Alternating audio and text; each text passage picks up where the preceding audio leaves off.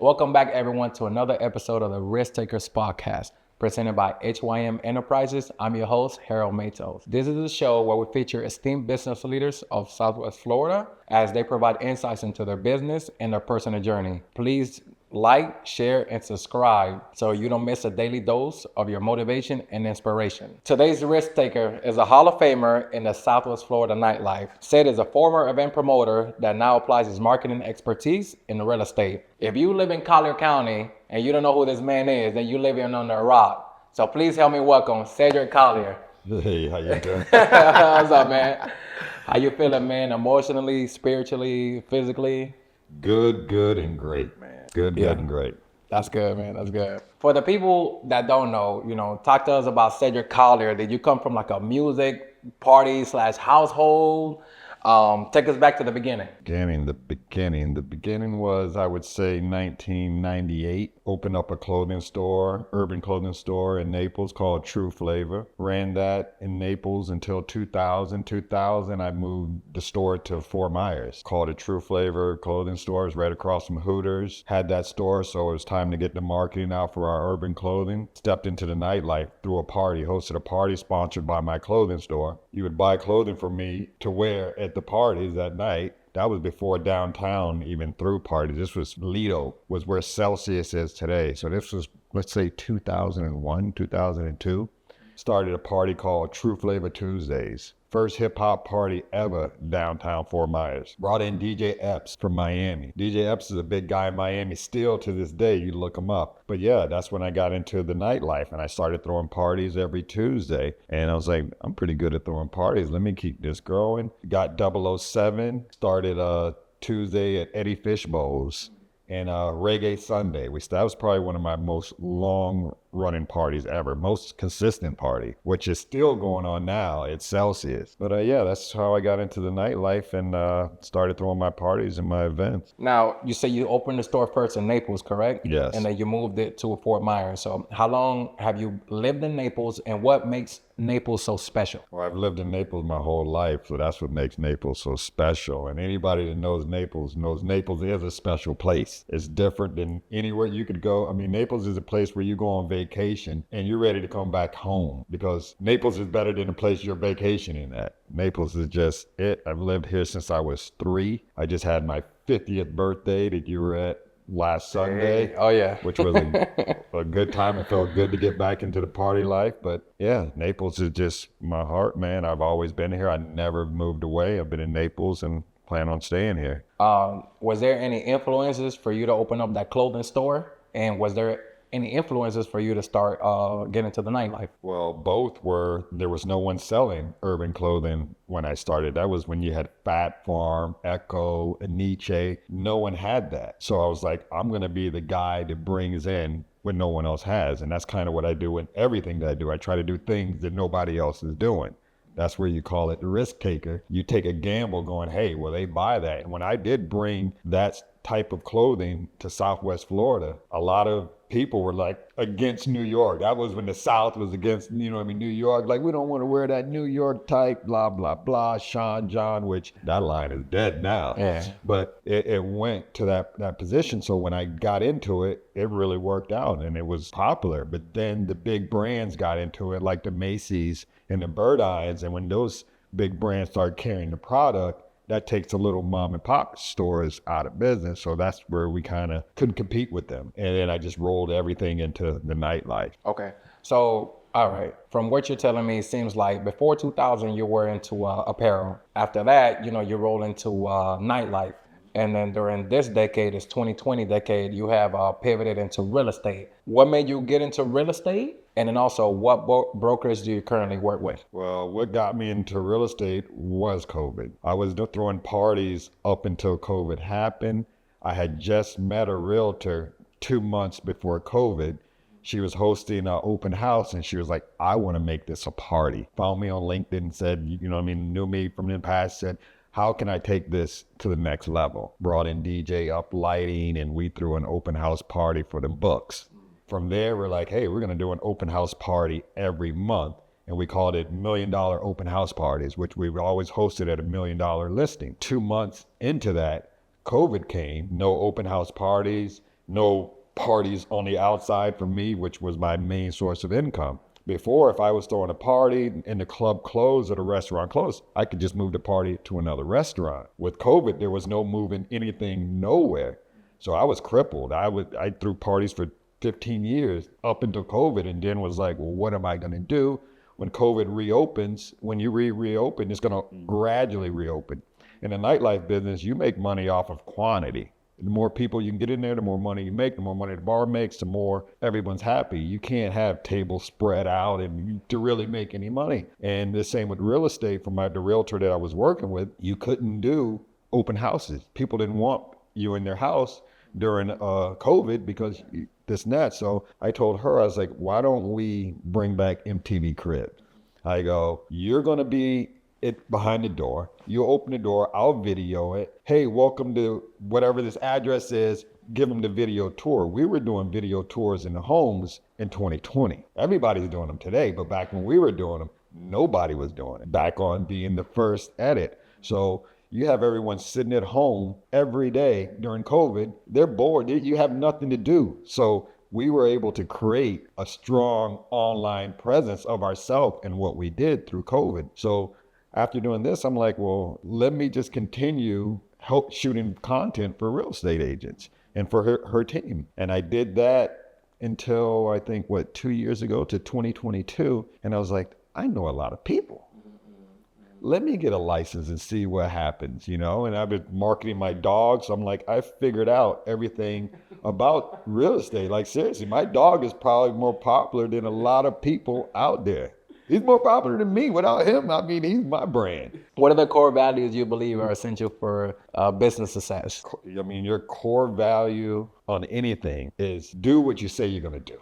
Do what you say. You say you're going to do something, do it. And stay consistent. Don't go doing this week and then next week you're doing this and then 2 weeks you're trying to come back and do this again. Consistency. I don't care what you're doing. You stay consistent, you will be okay. It may take a while. Don't give up. Stay consistent in what you do. The results will come. All right. So you said, have you ever told a club owner that you was going to pack his venue with 500 people and you had 100 people there? The thing, the club business. No. You're only as good as your last party. You can only shoot for the moon. I mean, like my last party, I talked major smack going in. I'm like, dude, it's going to be this. I got people coming. We had a hurricane come 3 days after. It rained all day. Luckily, that party still turned in what it was supposed to do.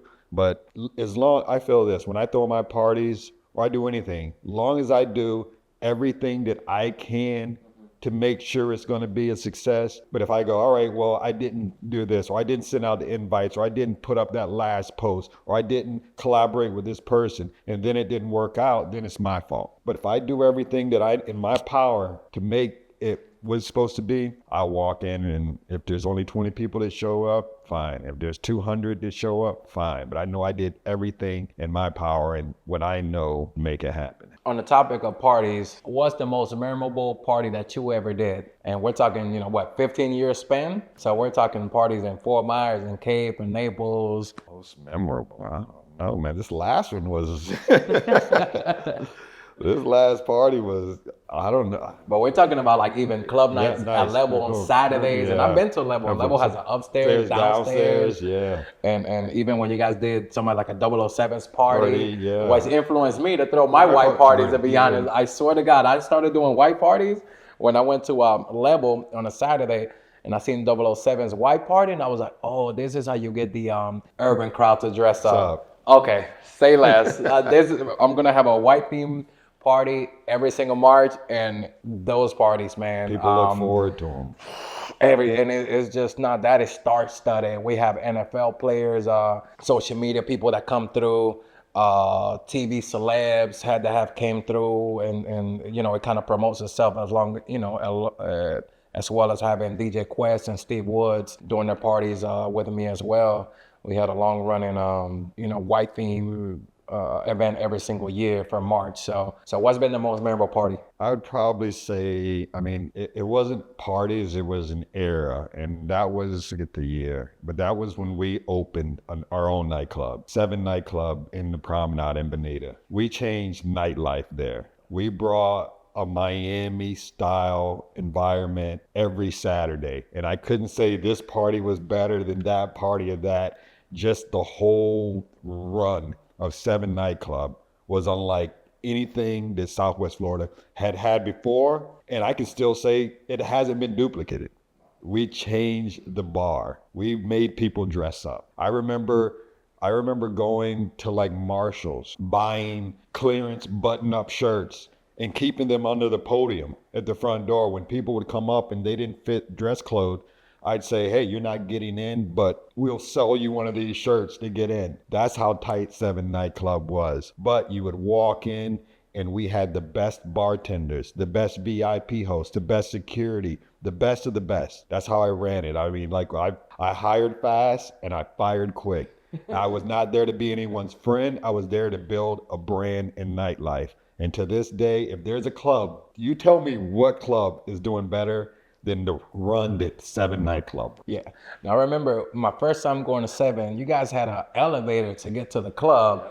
That was unique. I was like, okay. And then you had the club inside, but you could open up the door and it leads out to the terrace, like a second or third floor view where you can see all of, everything below. And that was crazy. That was different. That was definitely different. But the elevator, I think, was the thing that, because you had the doorman, the big old 7-foot, security guard Rodney, and he was already scary himself. And so, then you go to the elevator, so it felt different. Southwest Florida doesn't really have anything like that. Anything that you got to go to the second floor is usually inside the club, and it has stairs, like a Neo or like any of them venues in downtown. But the quality of people, and like you were saying earlier, how to make them dress. They had no choice. If you didn't dress right, you were not getting in. If you had too many guys with you, you were not getting in, unless you're spending money at a table. I mean, I ran it like a Miami, and it worked.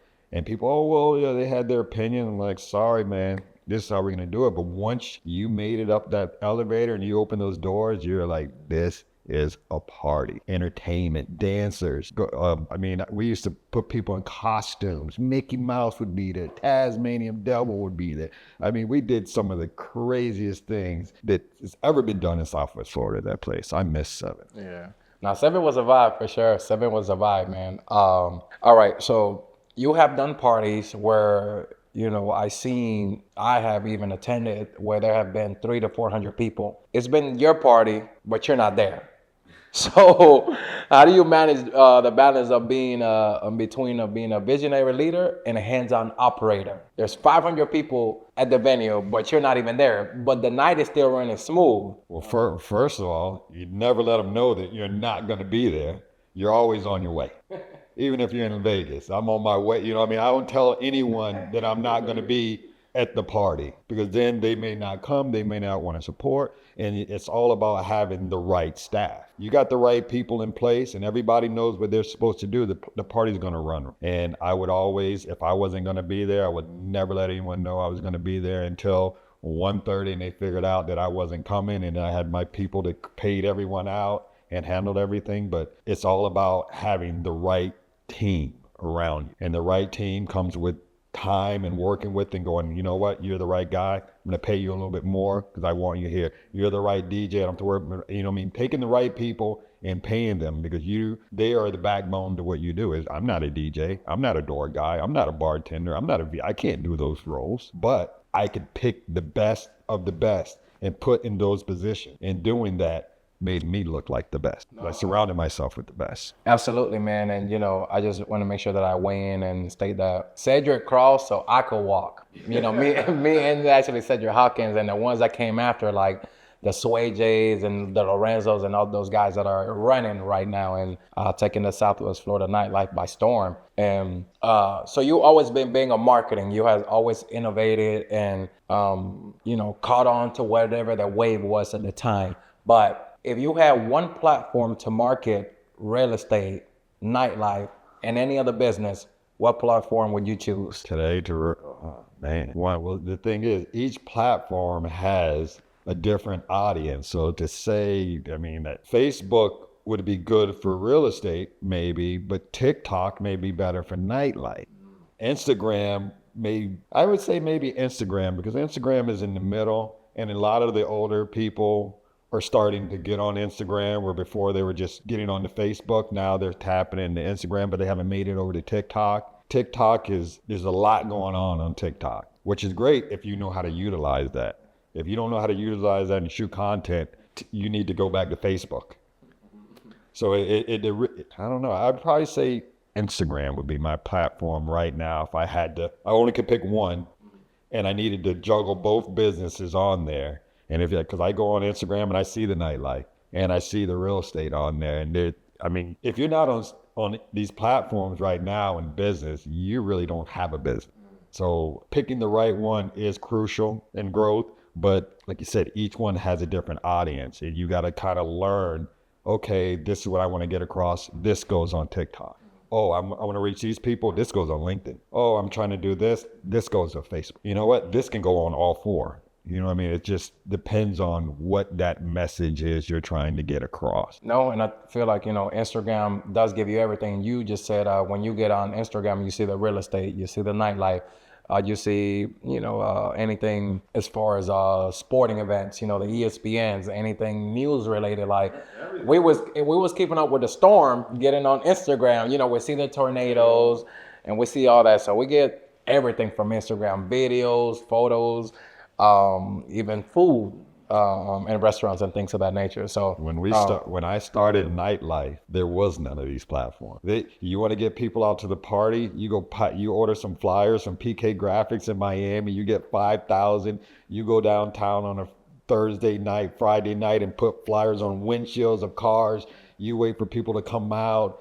You hire junior promoters to go out and promote your stuff. Now you get a digital flyer. No one has a hard flyer. You get a digital flyer, you tag it. I remember creating events on Facebook. People don't do that anymore. But you'd create an event, and then you would invite all these people. And then I remember making my staff at Seven. I'm like, look, everyone's responsible for 20 people. I want to see who you invited to this. But like that was part of their job, was to go on Facebook and invite their people to this group, and everyone's got to post in the thing to make the party look like it was live. And then you're going to put the photos from last week in that party to create the buzz. And Facebook was all we had back. Yeah. So let me tell you a crazy story. All right. So I did a party it was my last white theme party. I did it at Society in the Bell Tower shops. Society had a rule where they said, hey, we have to sell a bottle for $265. Now, I know the market of Fort Myers. I was like, hey, I don't think that's going to happen. One bottle for $265. They used to buy it for $125. Yeah, if we're down there towards maybe past Bonita or Estero, but for $265, so we're talking about the club wants to make money. The girls, the VIP girls want to get paid.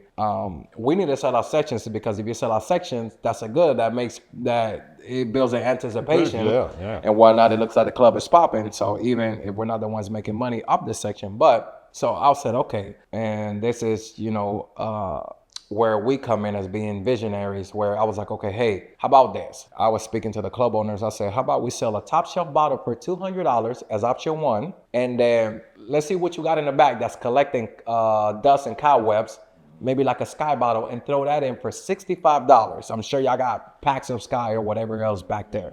That'll be option two. That's your $265. So let's see. Let's bring that to the clientele and see, hey, you want to go one bottle for $200? Patron, or you get two bottles for $265. Everybody show option two. The club made money, the bottle girls made money, and the clients were happy, and the club was packed. So it worked out for me. It was knocking out like 4 birds with 1 stone.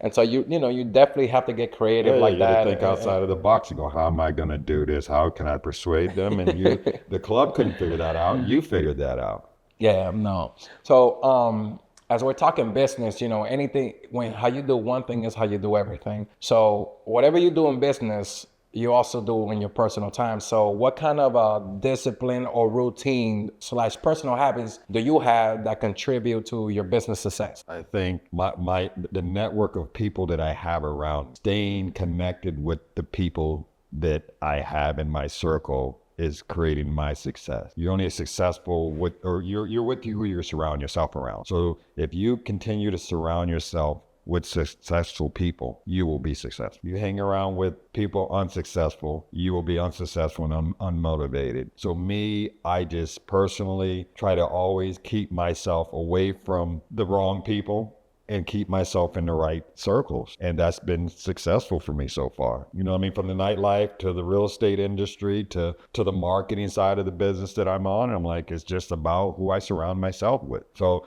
every day I go, I got to get up and go downtown and get to work, because every day is a new opportunity. You know, especially here in Naples, you know what I mean? I know so many people. And it's just like, hey, Cedric, you know what I mean? Like, I can leave here and go to Del Mar, have lunch, and run into someone, and it could open up a whole nother door. But it's only because I built a good name for myself, and everyone knows me for being consistent in doing what I say I'm going to do. So they go, this guy's a stand-up guy. You know, I heard you do marketing. Can you help me out with some content for this? Or I heard you sell real estate. Could you help me? My mom wants to get rid of her house. So it's just like building your brand up and keeping it consistently out there so you're always top of mind. Mm-hmm. How important is doing business correctly? Oh, it's all, I mean, it's everything. Like I said, as long as you do business correctly, and that's by, as I said before, doing what you say you're going to do, there's never any negativity out there about you. There's no bad reviews. And that's very important. And a lot of people, you know, coming up in the nightlife, I didn't know how important it was to not only, well, I knew always, you know, treat people right, of course. We were raised correctly, but just go above and beyond when it comes to service, because that's what we do in the nightlife. We're promoters, but we're always trying to dedicate, you know, making sure that we're pleasing everybody and going. On our birthdays, we're still working. You saw me on mine. I was running around like I was crazy because it wasn't about me. It was about the people that came to support me. So I want to make sure that they're getting their drinks. I want to make sure that their ice is in their VIP buckets. I'm running around helping the staff make sure my party, because when they leave, I want them to be like, man, that was a party. And that's what I'm hearing. And that way, when I say, hey guys, I'm doing something for Halloween or for New Year's, they're lined up. And anyone that missed that party ain't gonna miss the next one. No, for sure. So, all right. So obviously you got a life outside of business. So what do you do to unwind? I don't even know what unwind means. besides a walk Pedro down Fifth Avenue, your dog. Drive our little mouth. Well, you want to create a life and a business that you don't have to unwind from. Mm-hmm. You know, it's like, I don't go, okay, I'm off work, don't call me, I don't want to even talk, you know what I mean? Like, if you love what you do, it isn't work. And what I love about what I do is I'm just me. So I'll never get tired of being me. And I go, like I said, I go out to the right events, and I boat a lot, but it's all about being yourself and loving what you do, so you don't have to really disconnect. I think that's awesome. I like what you said, for sure. And all right, when it's all said and done, what would you want your legacy to be as a business leader, and as an individual? I just want to be, I'm going to be known as that guy, man. That guy, like you said earlier, if you don't know this guy, you're living underneath a rock. If you didn't get a chance to meet anyone, I think my legacy is already there. I don't know anyone that I have a problem with. I have people call, I know you, but I follow you on social media. I always wanted to meet you. I love what you're doing. That feels good because I'm just being me. But people are coming out of the box to go, hey, I follow you, or keep doing what you're doing, or I love your dog. And it's like, I don't even know these people. But they know me, you know what I mean? And that means that I'm doing something good, that people are talking about me when I'm not in a room on a positive note. Looking back, you know, you did many parties. You've been in real estate going on 4 years now. On either business, or even, you know, with their apparel business, is there anything you would change about any of those business? Any different approach you will take? Whether it's with their apparel, so maybe you would have ran it, you know, for 20 years, or maybe the nightlife before COVID, I don't know. I think everything happens for a reason and at the right time. You would always, oh, I wish I would have gotten real estate earlier and would have caught the boom and made it, you know what I mean? But you didn't know. I wish I would have, you know what I mean? Like the clothing put me into the nightlife. The nightlife put me into COVID, which when I did transition over to real estate, I had a name. Everyone already knew me, but that was only because of nightlife. So if I wouldn't have had that 15 years of nightlife and meeting all these people, 200 people every night, paying me to come to my venue, you know what I mean? Like being that guy, I might not have the brand that I have now. So I feel like everything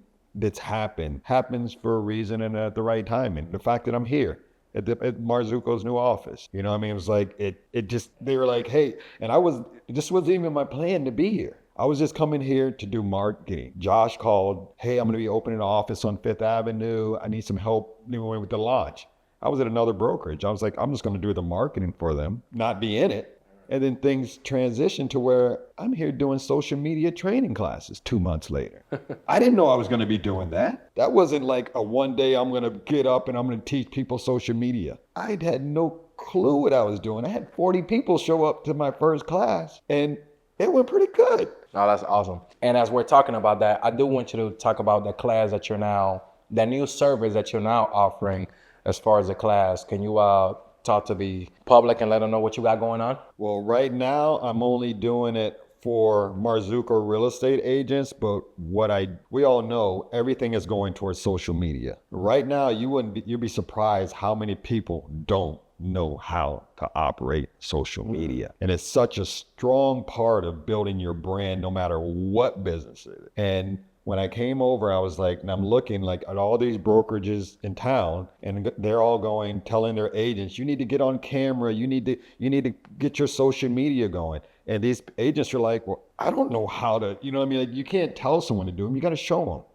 So when I came over here, I said, Josh, you're 100% brokerage. I go, what if you could offer something that no other brokerage has? No other brokerage has an in-house guy to help their agents with their social media. I go, let's offer that, because like I said before, I like to do things that are never been done before. And we came in, I come to the office, I have all these agents here. I'm like, here, let me show you this. Let me show you, get on video. And dude, the feeling from helping someone with something that to me is nothing. They go, hey, look, man, hold on, no, do this. And all of a sudden they put it on there and they're getting likes and they're like, man, that video blew up, man. Thank you. And it's like, that was nothing for me to give them that information. And then so, like I said, I came over here and that's where we're at. I'm going to do one class every month. And from there, I'm going to take it to the next level because I see that there's such a calling for it. So there will be more of my social media classes coming out, and it won't just be for real estate. I don't know. That's just where that's at. That's just another endeavor. And who knows, in a year from now, I'm renting out at Hertz Arena giving out this class. No. So we talked about, like I said, the marketing service, and then obviously you just had your all-white themed birthday party at the Bevy with a storm on its way to Southwest Florida where 200 people showed up. I don't know if you want to publicize when the next party is going to be, or like what's in store. Well, what's in store is I'm going to be doing a monthly party.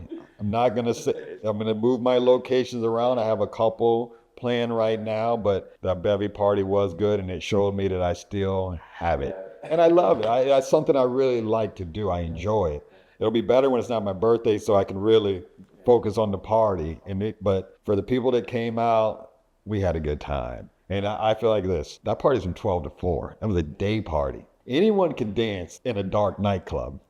But when you got people dancing in the day, it was lip different. syncing, I was like, the vibe was just so good. And everyone came dressed to the T. It was just like doctors, lawyers, real estate agents. Like the lineup of people that was there was over top. And it was cool. Like I said, there were people there. Money attracts money. I believe that. And you said that earlier, when you wake up, you surround yourself around the right people. So for the ones that don't follow you yet, where can they find you on social media? Well, I have 2 Instagram pages. One's my I Want to Live in Naples, and my other page is Cedric Colyer Naples. But yeah, those are my two platforms. And Facebook, I'm Cedric Colyer. I put out content on a daily basis. I try to entertain my people, but at the same time, show them what I actually do. So I always stay top of mind. Last question. One piece of advice that you can give to an aspiring risk taker. One piece of advice, just do it. Don't hesitate. Don't think twice. If you have an idea, something that you actually really want to go after, do it. Just do it. You'll never know unless you try. Just do it. Don't ask for anyone's opinion, what you think about it. If you feel that that's something that you want to do, just do it. You listen to someone else's opinion, they may say, hey man, I don't know, I wouldn't do that, or I would. No. Focus on what you want to do. Just do it. You won't regret it. And stay consistent to it. It'll work. I promise you.